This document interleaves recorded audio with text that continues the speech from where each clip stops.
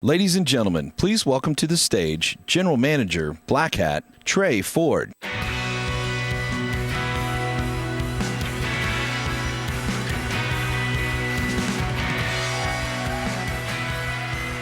Good morning. Welcome. Before we get started, I want to take a moment with you. I'd like to call for a moment of solidarity. I would like you to join me now in a moment of silence to honor Barnaby Jack.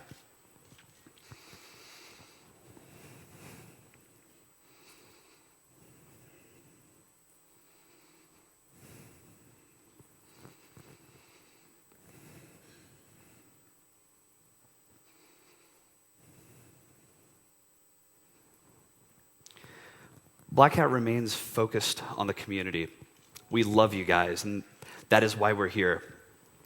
We know that Barnaby would be proud of the amazing work we're going to showcase this year. And with that, Black Hat is proud of what you've done and to share this with you this year. Sorry for the start with a somber note. We're actually very excited about the show this year. There's just a lot of emotion in the room.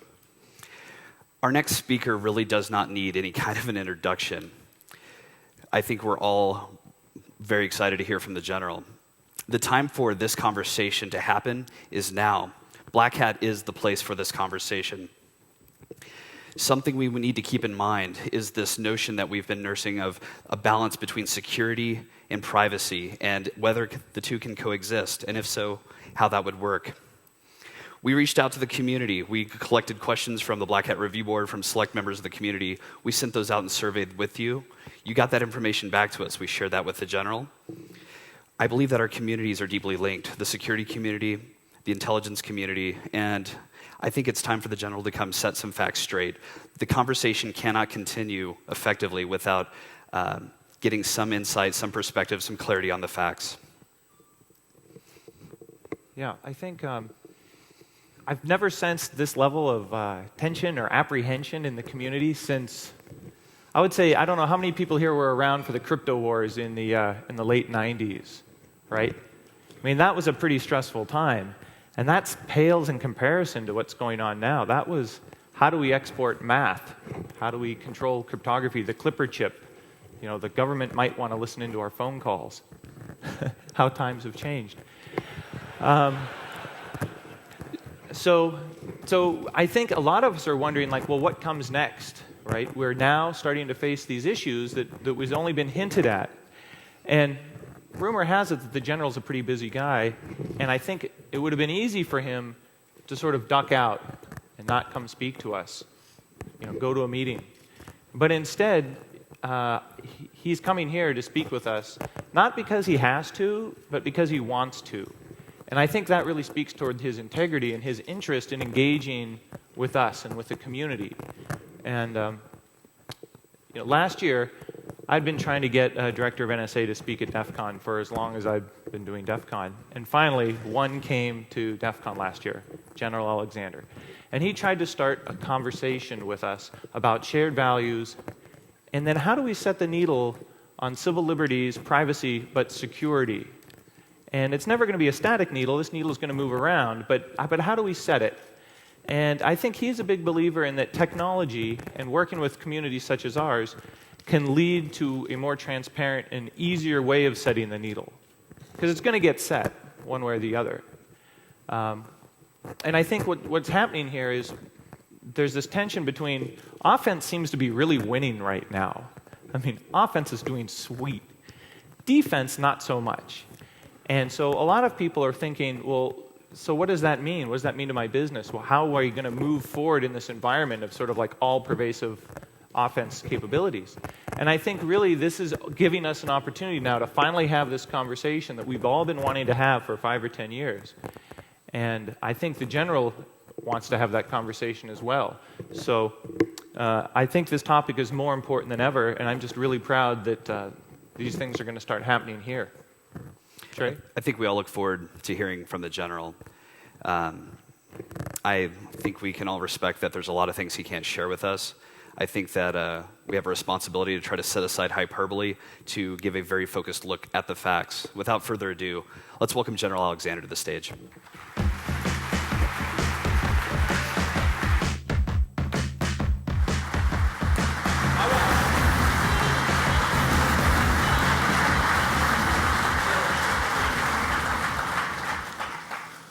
Well, Trey and Jeff, thanks for that introduction.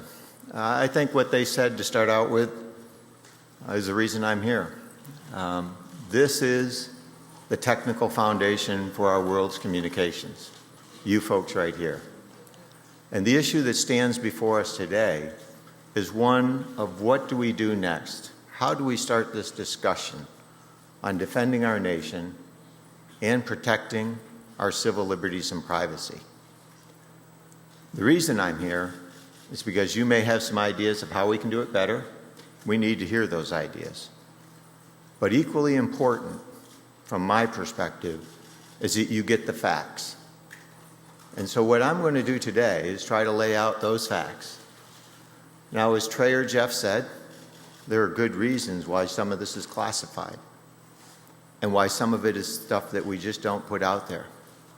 And the big reason from my perspective is because terrorists use our communications. They live among us.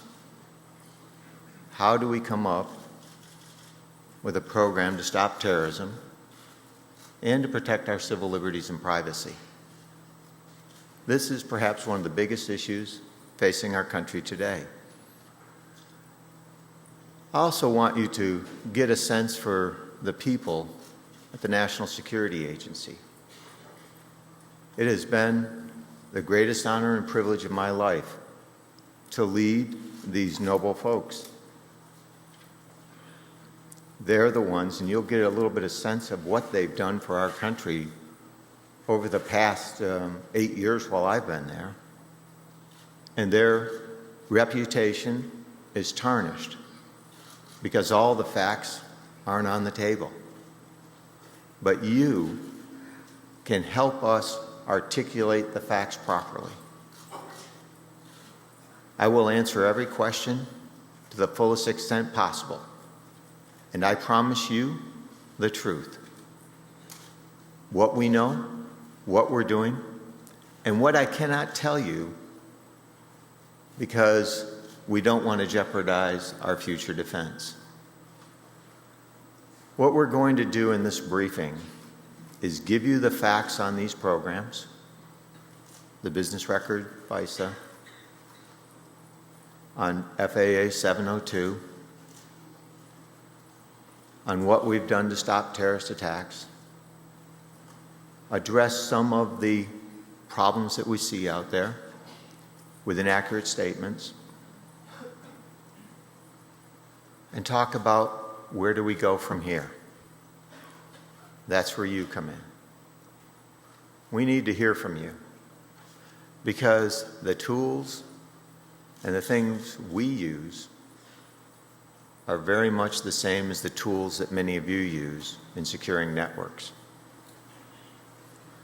The difference, in part, is the oversight and the compliance that we have in these programs. That part is missing in much of the discussion. I believe it's important for you to hear that, for you to understand what these people have to do in order to do their job to defend this nation, and the oversight regime that we have with the courts, with Congress, and with the administration. I think you need to understand that to get the full understanding of what we do and what we do not do. I think it's important to also step back. Let's go back to the beginning. How did we get here? And normally, being a general, I would say, next slide, but they gave me a device. And they said, figure it out. It says Q. I thought that would be clue. Okay. So, there we go. Let's go back to 1993, the World Trade Center. It goes pretty quickly. Khobar Towers, the East Africa Embassy bombings, the USS Cole, 9/11.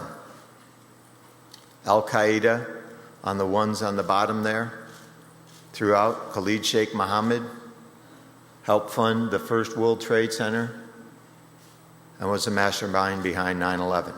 We became a nation transformed. The intelligence community, according to the 9/11 Commission, failed to connect the dots. What do I mean by that? What do I mean by failed to connect the dots? We had intercepts of one of the 9/11 hijackers, Midar, from Yemen. We didn't know because we didn't have the tools and the capabilities to see that he was actually in California. We couldn't provide the right tip or information that connected that foreign dot to a domestic plot. The intelligence community failed to connect those dots.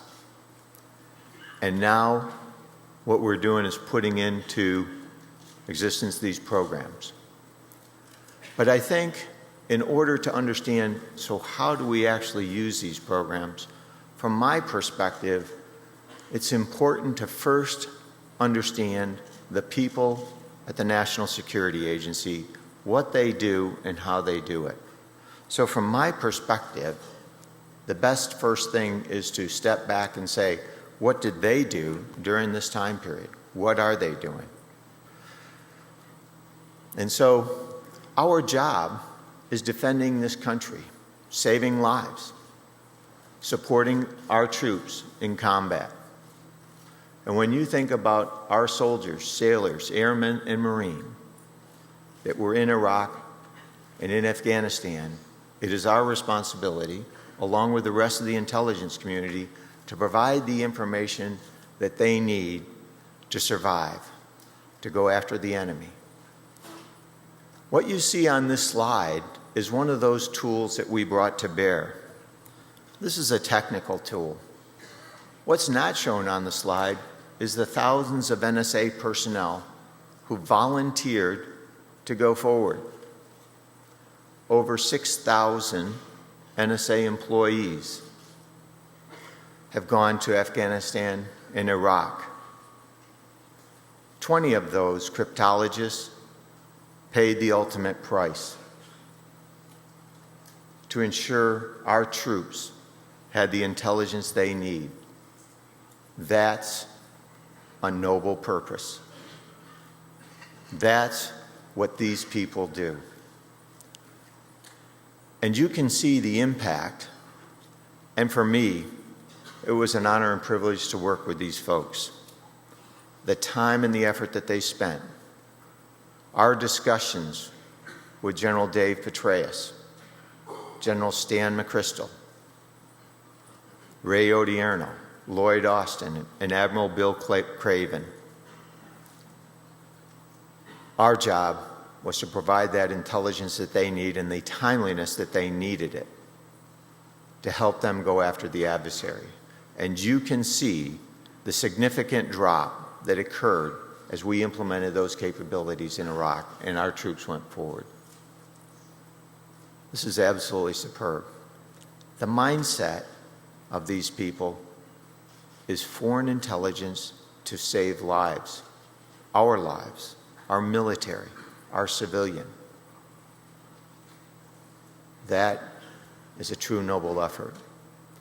And those are the types of people I have the great honor and privilege to lead.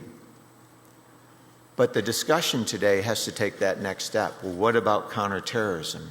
And what do we do about the discussion that I put on the table from the World Trade Center in 1993 to 9/11?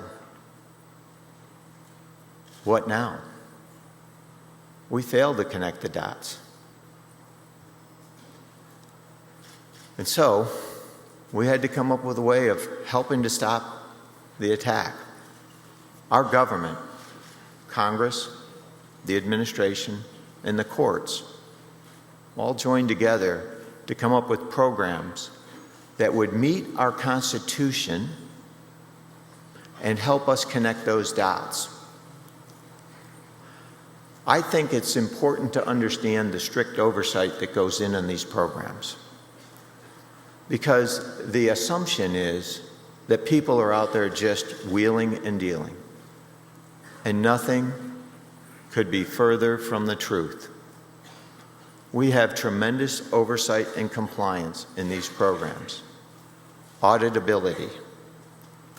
And for many of you with a technical background that work net flow and other things like that, you know that we can audit the actions of our people, 100% in this case, and we do that. But this information and the way our country has put it together is something that we should also put forward as an example for the rest of the world. Because what comes out is we're collecting everything. That is not true. What we're doing is for foreign intelligence purposes to go after counterterrorism, counterproliferation, cyber attacks. And it's focused. And if you think about net flow and the amount of information, you couldn't afford or don't want to collect everything. It makes your analysis harder. If your intent is to go after terrorists, how do you do that? And so there are two programs that we have here.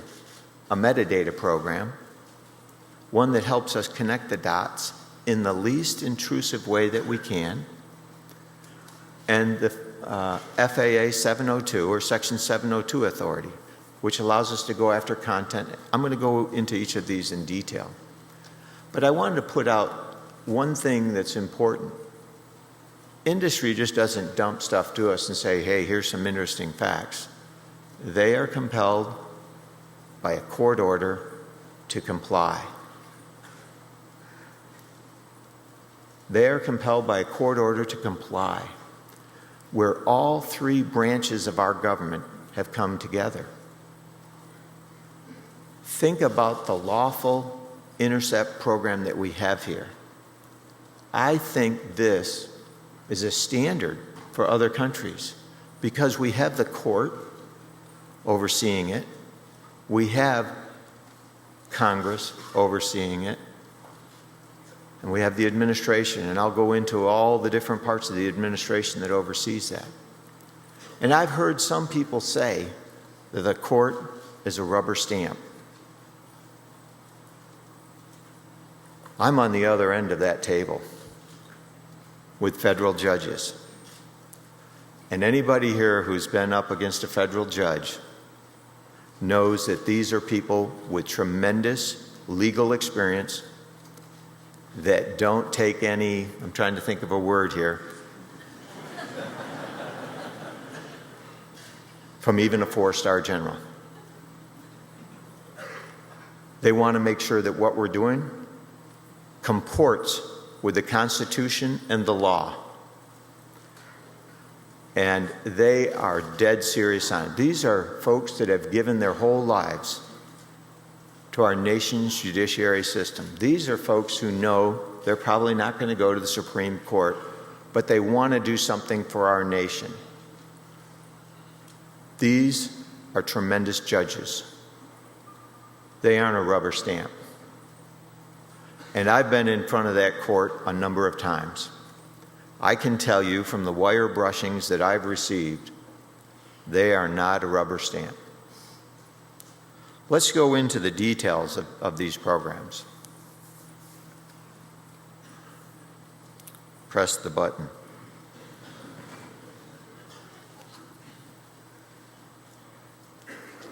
I thought it would be important to give you a picture of what our analysts actually see. There it is, on the right-hand side.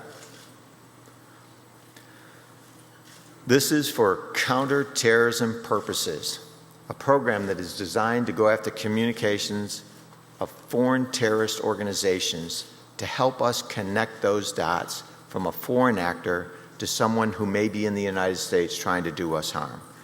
This program was designed specifically to help us go after that mid-R case. I think it's important to have some of the facts on the table here and for me to give you more of those, more facts. First, as you can see, what you have is the date, time of the call, the calling number, and the called number, the duration of the call. And we also put in the origin of the metadata, and you can see it says business record FISA, just as another case, because our analysts who work this, that's a flag for them that says, heads up, this is important court data. This does not include the content of communications. This does not include your phone calls or mine, your emails, nor mine, your SMS messages. There is no content. There are no names in the database, no address, no credit card numbers, and no locational information is used. Let me give you an example of how this was important, how the foreign intelligence agencies like CIA and NSA work with FBI to help stop terrorist activities. And this actually was given out publicly on Basali Moalan, a terrorist who was in California. We had an intercept of a communication in Somalia, a phone number of a person talking about terrorist activities. And that phone number, based on what they were talking about, allowed us to look into the database. What does that mean? The database is like a lockbox. The controls that go on this database are greater than any data repository in government, and the oversight is the same. To get a number approved, there are only 22 people at NSA that can approve that number. They have to prove that that meets a standard set by the court, that this has that counterterrorism nexus with Al-Qaeda-related groups. Then and only then is that number added to a list that can be queried. Only those numbers on that list can be queried into that database. If you mistype a number, the database will reject it because it has to be on that list. Only 35 analysts at NSA are authorized to run queries. They have to go through 3 separate different training regimen and pass tests to actually do queries into that database. In 2012, there were less than 300 numbers approved, bless you, approved for queries. Less than 300 numbers. Those queries resulted in 12 reports to the FBI. Those reports contained less than 500 numbers. Not millions, not hundreds of thousands, not tens of thousands, less than 500. The intent of this program was to find a terrorist actor and identify that to the FBI. If you think about it, the FBI is a great agency. Director Bob Mueller is one of the greatest people I have ever met. His agency does tremendous work for this country. Our job is not to complicate his life by giving him as many numbers as we can. Our job is to help him focus on the right numbers. And the number that we gave him in California, they had actually had, we gave that to them in 2007. In 2004, they had run an investigation on that individual, but did not have enough information to open up a full field investigation. So they closed that investigation down. In 2007, with the number we gave them, they had enough information. They take that number, and now their portion of this is they can take a national security letter, find out who that number belongs to, and they found out it was Basali Moalan. They can then, with probable cause, get a warrant. NSA only has the fact of a number. FBI can take that, see where it connects to, use national security letter and the legal authorities given to them to take the next step.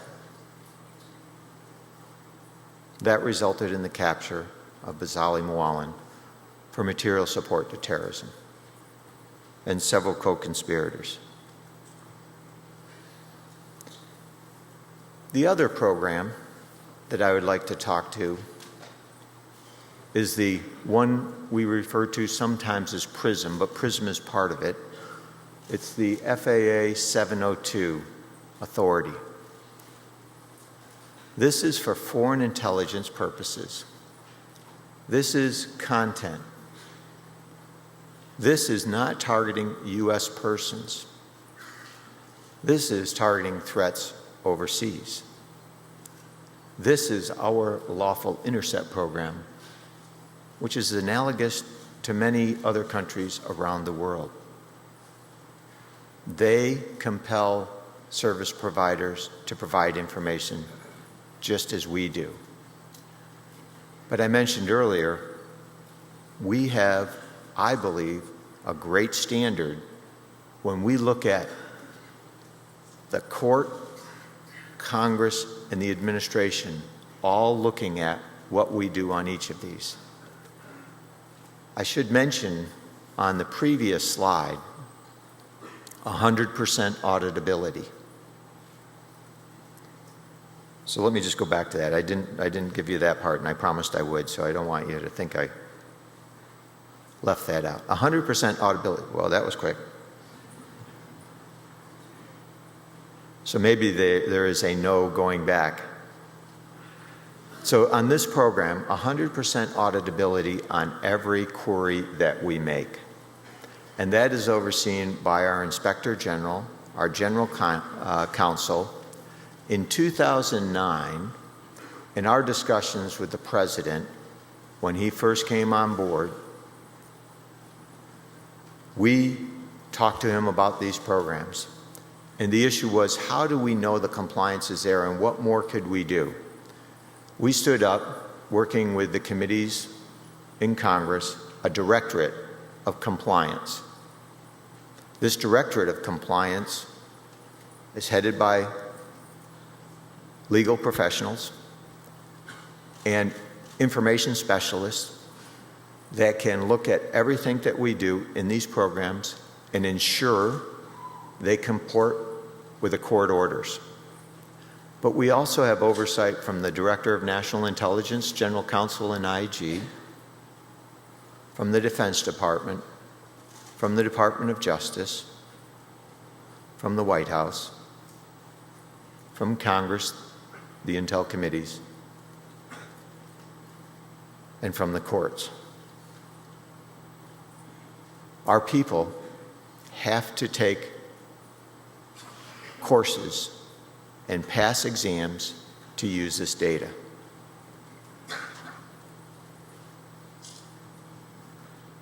So the same level of control is given to the FAA 702 data. In fact, this is the one that at times people say they're listening to all our communications. That is not authorized under this. But the issue would be, for me standing up here, many are going to say, well, I hear what you're saying, but I don't trust that. Congress did a review of this program over a 4-year period, the Senate Select Committee on Intelligence. And over that 4-year period, they found no willful or knowledgeable violations of the law or the intent of the law in this program. More specifically, they found no one at NSA had ever gone outside the boundaries of what we've been given. That's the fact. What you're hearing, what you're seeing, what people are saying is, well, they could. The fact is, they don't. And if they did, our auditing tools would detect them, and they would be held accountable. And they know that from the courses that they take and the pledge that they've made to this nation. And they take that very seriously. Remember, their intent is not to go after our communications. Their intent is to find the terrorist that walks among us. How do we do that? So we have two programs that help us do that. One is on metadata, the least intrusive measure that we could figure out, and that's something that we should discuss, that allows us to hone in and give the FBI greater insights into these actors. And we have this content program, again audited, again our people that go through this have to go through these courses and pass those tests. There are allegations out there that they listen to all our emails. They do all these things. That's wrong. We don't. And if we did, we would be held accountable. 100% auditability on what we do here. At times, I look at that and say, is this too much? Our people say it's the right thing to do. The nation needs to know we're going to do the right thing. We comply with the court orders and do this exactly right. And if we make a mistake, we hold ourselves accountable and report it to everyone. I want to give you an example of what this means to us, what this means to our nation. I'm going to talk about the Zazi case, or the New York City subway bombing, because I think it's important for you to understand how these programs come together. NSA, our CIA, our foreign intelligence agencies, our allies have good ways to go after terrorists. One of those was an Al-Qaeda operative operating out of Pakistan. And we had insights to some of his communications and what he was doing. We took his name and through the 702 court compelled one of the service providers to give us the content of his communications, his email. In those emails, we saw him working with an individual unknown to us, discussing an imminent terrorist attack. All we knew, they were looking for the recipes for bombs. We had an email address, and in the email was a phone number. We didn't know if the phone number was US or overseas. We gave the email address to the FBI. Again, the FBI has legal authorities then to take that email address and find out whose address is this. And this was Najibullah Zazi, a terrorist in Colorado. And they told us that the phone number that was in that email was his.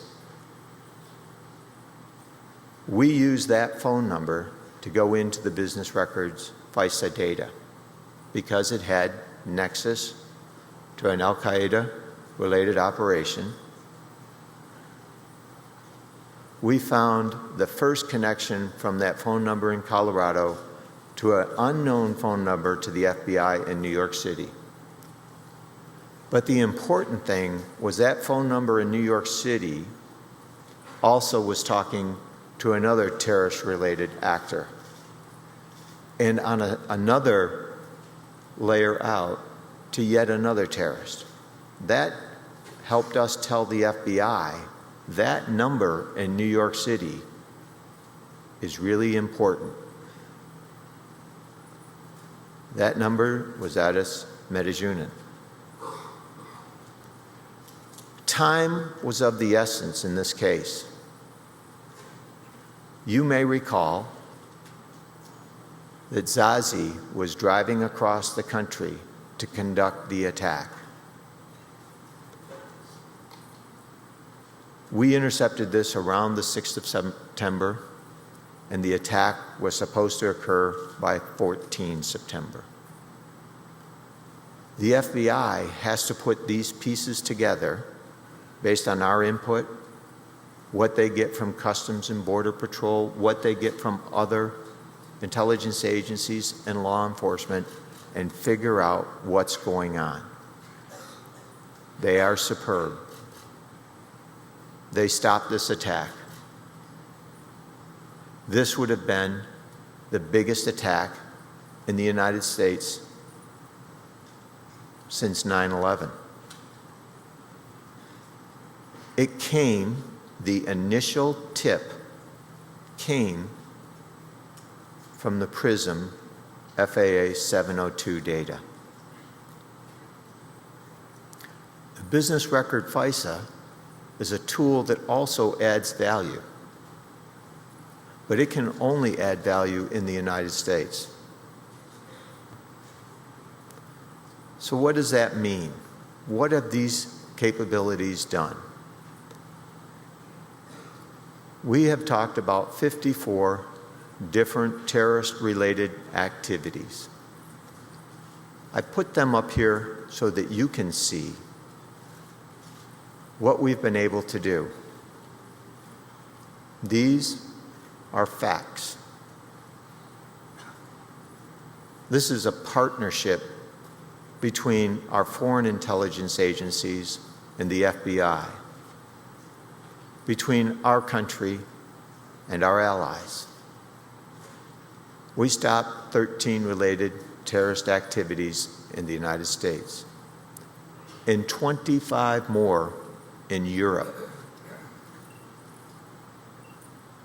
There are a number of things that comes out of this slide.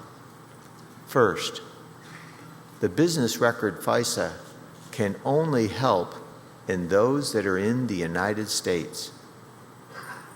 It had a role in 12 of those 13. In 4, it came up with no results that was of operational value to the FBI. In the other 8, it provided leads for the FBI to go after. FAA 702 provides value across 53 of these. And in roughly half of them, it was the initial tip. Our nation takes stopping terrorism as one of the most important things. Freedom! Exactly. And with that, when you think about it, how do we do that? Because we stand for freedom. Not that. But I think what you're saying is that in these cases, what's the decision? Where's the discussion? And what tools should we have to stop those? No, I'm saying I don't trust you. You lied to Congress. Why would we believe you're not lying to us right now? I haven't lied to Congress. What about XKS? Congressional testimony. Wait for the question session. Thank you for that. But I do think this is important for us to have this discussion because, in my opinion, what you quickly believe is that which is written in the press without looking at the facts. This is the greatest technical center of gravity in the world. I ask that you all look at those facts. Check that out. Read the congressional testimony. Look at what we're talking about here because this is our nation's future. This is what we've done with these programs. And in my opinion, that's not bull. Those are facts. And what we see coming at our country is more of the same. So the question that we have with all of us, so what do we do? Let's begin that discussion. We ought to put the facts on the table and have that discussion so that people who are revealing information that can hurt the future of this country and our citizens, I believe that is irresponsible and will have significant damage to our country. How do we defend this country? That's the question. What you're asking us to do is to defend the country, and we take an oath to that Constitution, and we take that very seriously. It's not either or, it's both. And so here, if you want to be constructive and you want to help get this right, be part of that discussion. Put the facts on the table. That's what we need. You need to understand what we're trying to do to defend the country and protect civil liberties and privacy. On the business record FISA, 15 judges have approved that 34 times. Congress, the courts, and the administrations have looked at it. This morning, the Director of National Intelligence declassified some of those. Review that. See what we do in going after these. So with that, I'd like to open it up for questions.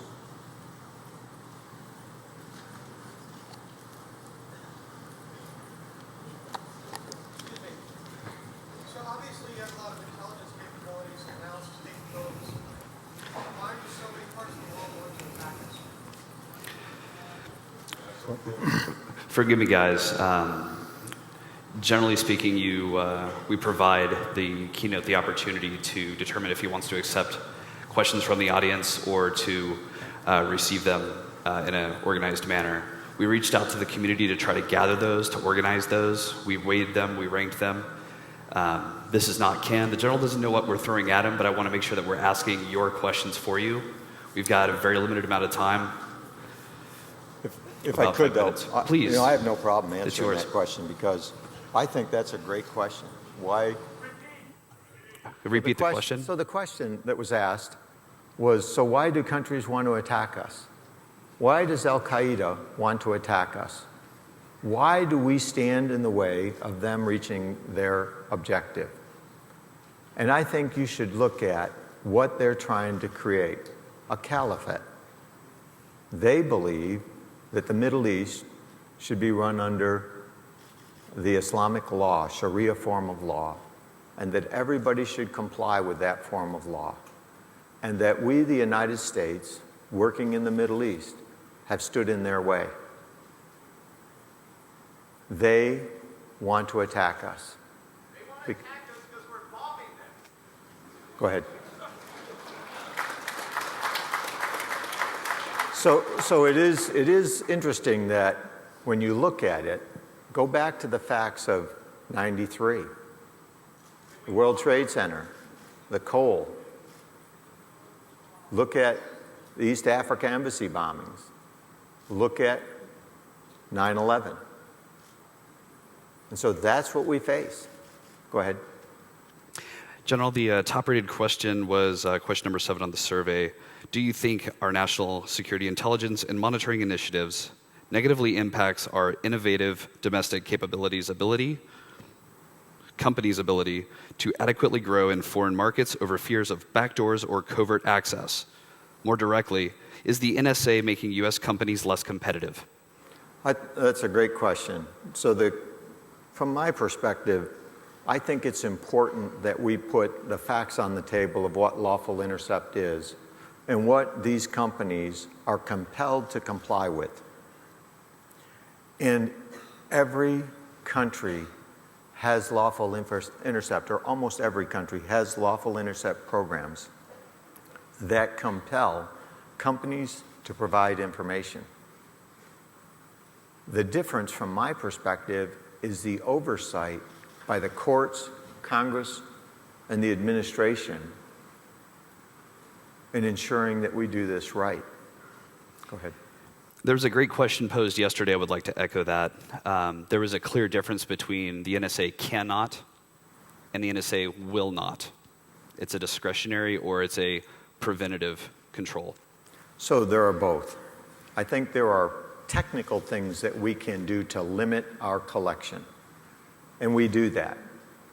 In the United States, if you think about net flow and what you do perhaps in securing a network, how you look at different parts, you can shield off certain parts from collecting net flow data.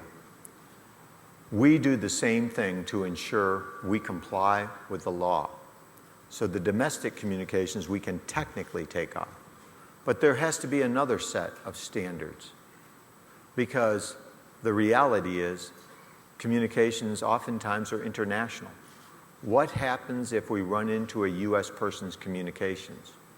So part of what has been recently released talks about the minimization procedures, the training that everyone at NSA has to go through if we run across those communications.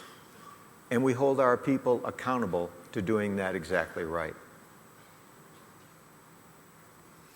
One question that came up a lot out of band was once a classified document is publicly leaked, as in the case of the PRISM documents, why does the classification remain the same? Why can't government employees look at the internet? Well, there's two reasons on that one. I think the issue is on this, how do we protect our nation? How do we defend it? You know, some of this is classified. It's not classified to keep it from you, a good person. It's classified because sitting among you are people who wish us harm. If we tell everybody exactly what we're doing, then the adversaries will know how to get through our defenses. That's why I believe that what has happened, the damage to our country, is significant and irreversible. What we're talking about is future terrorist attacks. And when you look on this slide here, will we have the success over the next 10 years that we've had over the last? And I think it is worth considering what would have happened in the world if those attacks, 42 of those 54, were terrorist plots. If they were successfully executed, what would that mean to our civil liberties and privacy? So those are issues. Now, why do we classify stuff? Thank you.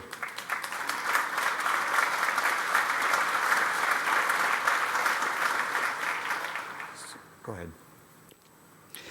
General, I know the NSA doesn't shop where we do. Our attendees here at Black Hat have a certain cadre of tools in our arsenal for defense. Our adversaries are well-read, well-steeped, have access to our tools and means. We appreciate the glimpse into what the NSA is doing, and I know you can't share more. But I would like you to speak to your position on whether or not these media leaks have affected the NSA. Well, it has. You know, and I think you can hear it from some of the comments that we've gotten here, the sporadic comments.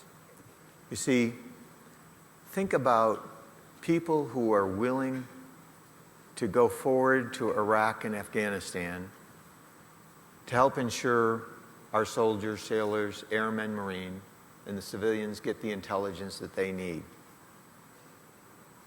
I believe these are the most noble people that we have in this country. They are willing to put their lives on the line for their fellow soldiers and fellow Americans and other countries. And 20 of them lost their lives. And when you think about that, the issue is these same people who take that same oath to uphold and defend the Constitution are the ones that run these programs. And we get all these allegations of what they could be doing, but when people check, like the Intelligence Committee, they found 0 times that's happened. And that's no bullshit. Those are facts.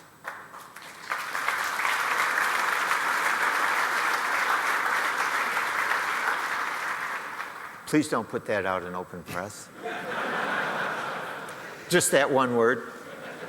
I have 15 grandchildren. All right, one more question before we break, General. In a moment, I'm going to talk to my mom and dad, and I just want to know, your people can't listen to me call my mom, right?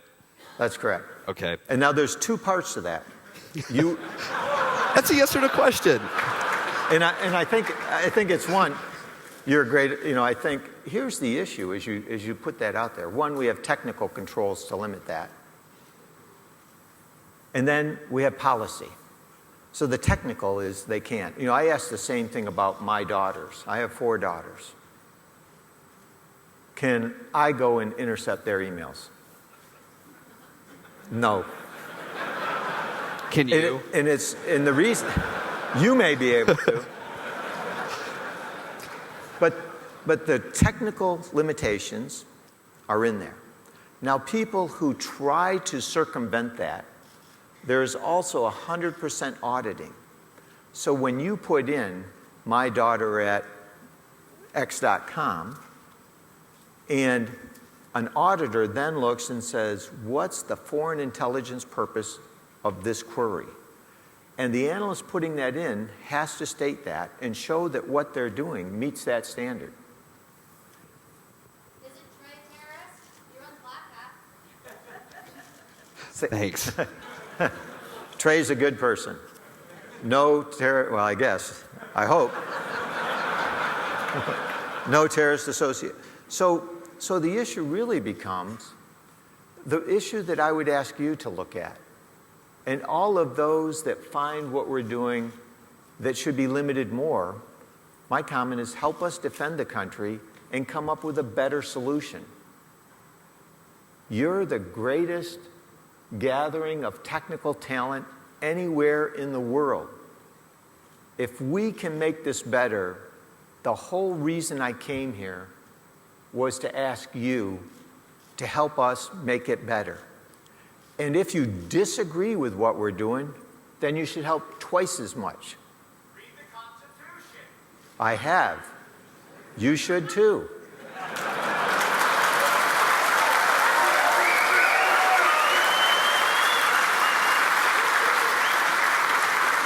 General, I know that it would have been a lot easier to not come. Black Hat is a warm, loving crowd that loves, guests in a different way. Yeah.